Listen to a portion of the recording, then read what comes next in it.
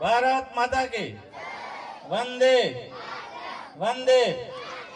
આભાર. જોરમાં છે કરો. શાળા પ્રવેશોત્સવ અને કન્યા કેળવણી મહોત્સવ 2026 અંતર્ગત શ્રી સ્વામી વિવેકાનંદ હાઈસ્કૂલ કરાલી ખાતે ઉપસ્થિત ભારતીય જનતા પાર્ટી જેતપુર પાવી તાલુકાના મહામંત્રી આદરણીય ચંદ્રસિંહભાઈ, આ ગામના પ્રથમ નાગરિક સરપંચ શ્રી મનોજભાઈ, પૂર્વ સરપંચ શાંતિલાલભાઈ, જલારામભાઈ, અમારા મજી ગામના સરપંચ લક્ષ્મણભાઈ, જયરામભાઈ, વિશ્રામભાઈ, પ્રફુલભાઈ, ગોવિંદભાઈ,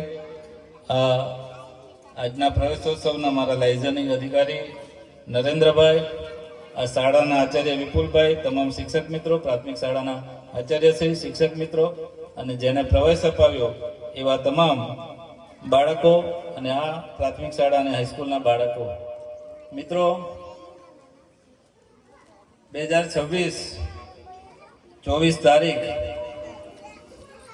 એટલે જિલ્લા પંચાયતના પ્રમુખ તરીકેની મારી જવાબદારી પાર્ટીએ મને આપી.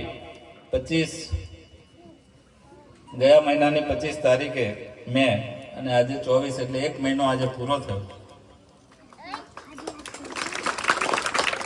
જિલ્લા પંચાયતના પ્રમુખ તરીકેની જવાબદારી મળ્યા બાદ આ જિલ્લામાં 889 ગામો, 10 લાખની વસ્તી.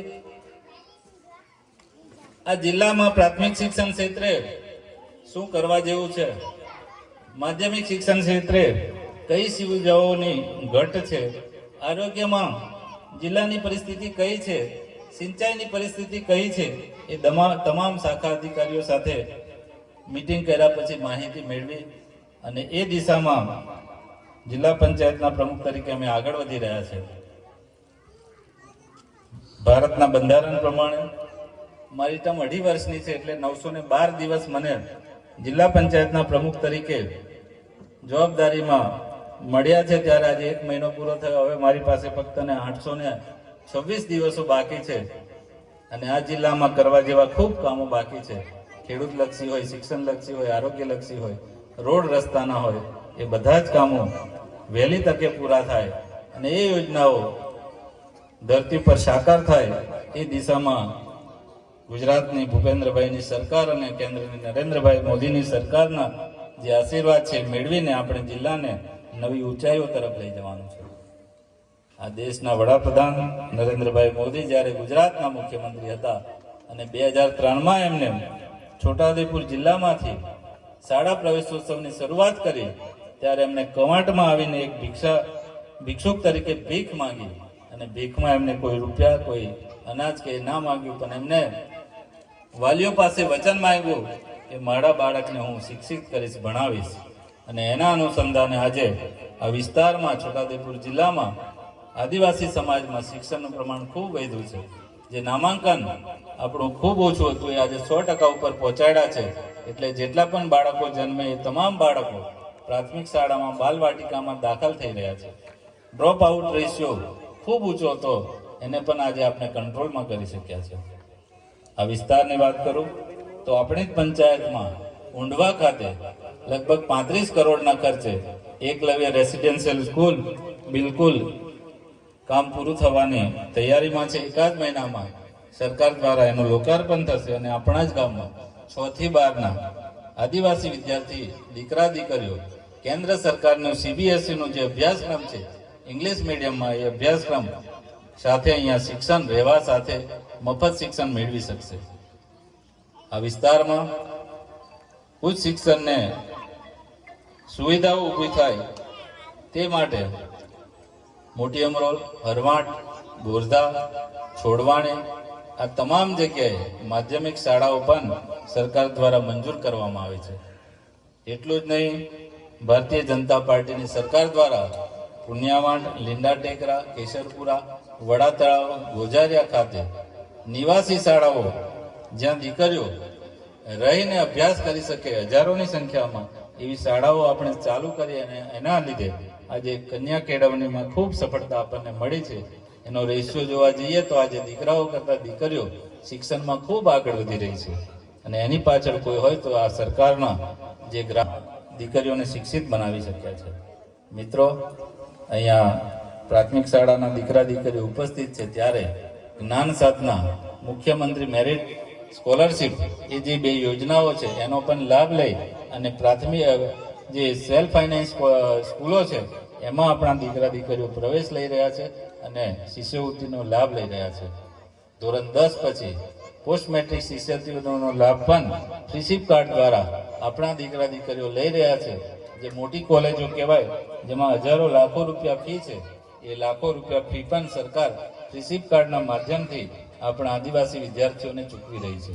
એ સિવાય આ જિલ્લામાં 6 નવી કન્યા છાત્રાલયો પણ મંજૂર કરાવવામાં આવી છે. એમાં એક આપણી કલારાણી ખાતે છે, એક બોડેલી ખાતે છે, જેતપુર ખાતે, નસવાડી. આ દરેક જગ્યાએ આ વર્ષે કન્યા છાત્રાલયોની મંજૂરી આપવામાં આવી છે અને આવનારા દિવસોમાં એનું કામ ચાલુ થવાનું છે. એકાદ વર્ષમાં એ મકાન બની જશે એટલે આપણા વિસ્તારની જે આદિવાસી દીકરીઓ છે એને આ છાત્રાલયોનો લાભ મળશે. આ સિવાય આ વર્ષે કદવાલ ખાતે આર્ટ્સ, કોમર્સ અને સાયન્સ કોલેજની પણ ગુજરાતના ભૂપેન્દ્રભાઈ પટેલની સરકાર દ્વારા મંજૂરી આપવામાં આવી છે અને એ કોલેજ ચાલુ થઈ ગઈ છે. છોટાઉદેપુર દુમાલી ખાતે સરકારી સાયન્સ કોલેજની પણ મંજૂરી આપવામાં આવી છે અને એનું બાંધકામ હવે ટૂંક સમયમાં ચાલુ થશે. આ રીતે ભારતીય જનતા પાર્ટીની રાજ્ય સરકાર દ્વારા આદિવાસી વિસ્તારમાં ઉચ્ચ શિક્ષણનો વધારો થાય એના માટે અનેકવિધ સુવિધાઓ પ્રાપ્ત થઈ રહી છે. ત્યારે આદિવાસી વિસ્તારમાં જે કંઈ ખૂટતી કડી છે એ શિક્ષણની હોય, આરોગ્યની હોય, અને અમે જિલ્લા પંચાયત મારફત પૂરી કરવાનો હંમેશા પ્રયત્ન કરશું. આ જિલ્લામાં પ્રાથમિક શાળામાં અનેક શિક્ષકોની જગ્યાઓ ખાલી છે. એ પણ 11,000 જે ભરતી અત્યારે આવી રહી છે એમાં વધુમાં વધુ શિક્ષકો આપણા જિલ્લાને ફાળવવામાં આવે એ દિશામાં જિલ્લા પંચાયતના પ્રમુખ તરીકે અને આ વિસ્તારના ધારાસભ્ય અને સંસદ સભ્યને સાથે રાખીને અમે મુખ્યમંત્રીશ્રીને રજૂઆત કરી છે અને વધુમાં વધુ શિક્ષકો આપણા જિલ્લાને પ્રાપ્ત થાય એવા અમારા પ્રયત્નો છે. આંગણવાડીના પ્રશ્નો હોય, 124 આંગણવાડી આપણા જિલ્લામાં ભાડાના મકાનમાં આજે ચાલે છે. એ તમામ મકાનો પણ સમયસર પૂર્ણ થાય એ દિશામાં પણ અમારા જિલ્લા પંચાયતના પ્રયત્ન છે. આ જિલ્લામાં 80 તળાવો નાના છે અને 13 તળાવ મોટા છે જે કેનાલ મારફતે ખેડૂતોને પાણી આપવાનું કામ કરે છે. એ 13 તળાવોમાં 7 તળાવોનું કેનાલનું નેટવર્કનું કામ આજે ચાલી રહ્યું છે અને 5 તળાવોના કેનાલ નેટવર્કનું કામ ટેન્ડર પ્રક્રિયામાં છે. બાકી 80 તળાવો છે અને ઊંડા કરવાનું પણ આયોજન જિલ્લા પંચાયત દ્વારા કરવામાં આવી રહ્યું છે. એ સિવાય સરકારમાં હું જિલ્લા ભાજપનો પ્રમુખ હતો ત્યારે સૌને સાથે લઈને આ વિસ્તારને નર્મદા યોજનાનું પાણી મળે એ દિશામાં અમે રજૂઆત કરી હતી અને એના અનુસંધાને ગયા બજેટમાં 5400 કરોડ રૂપિયાની નર્મદા લિફ્ટ ઇરિગેશન દ્વારા છોટાઉદેપુર જિલ્લા, પંચમહાલ અને દાહોદ જિલ્લાના 18 તાલુકાના જે આદિવાસી ખેડૂતો સિંચાઈથી વંચિત છે એ તમામ ખેડૂતોને નર્મદાનું પાણી આપવા માટેની યોજના સરકારે જાહેર કરી છે અને એનું સર્વેનું કામ ચાલુ છે. બીજી એ વાત તમને કહેતા મને આનંદ થાય છે કે આપણી ઉચ્ચ નદી પર કરસન અને છત્રાલી ખાતે નવા મોટા ચેકડેમોની પણ મંજૂરી સરકારે આપી છે અને એ કામ સર્વે હેઠળ છે અત્યારે. એટલે આવનારા દિવસોમાં આપણી આ નદી પર મોટા ચેકડેમો બનશે અને પાણીના લેવલ ઊંચા હશે જેનાથી આ વિસ્તારના ખેડૂતોને ખૂબ ફાયદો થશે. આપ સૌને વિનંતી છે કે આપણું બાળક 100% હાજરી આપે અને સરકારની વિવિધ યોજનાઓ થકી આપણું બાળક ઉજ્જવળ કારકિર્દી બનાવે એ દિશામાં આપ સૌ સાથે રહીને પ્રયત્ન કરશો. અસ્તુ. ભારત માતા કી જય. જય જય.